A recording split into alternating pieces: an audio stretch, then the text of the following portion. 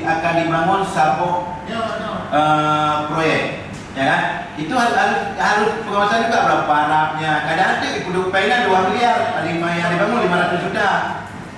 Nah, itu perlu pengawasan juga supaya kan, karena dana hasil kan kewajiban perusahaan untuk menunjang kesejahteraan masyarakat.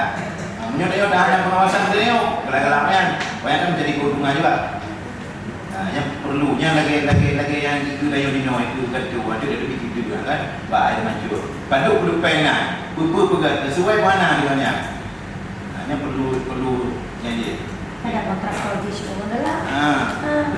Nanti kan Pak Ustaz yang beli kecamatan juga usahakan yang ada lagi ring 3 itu. Karena beda anggaran ya, di 1 dan ring 2 kan tingkatannya berbeda anggaran. Jadi cukup 1 dan 2 aja. Jadi membantu juga anggaran daerah karena untuk membangun rumah.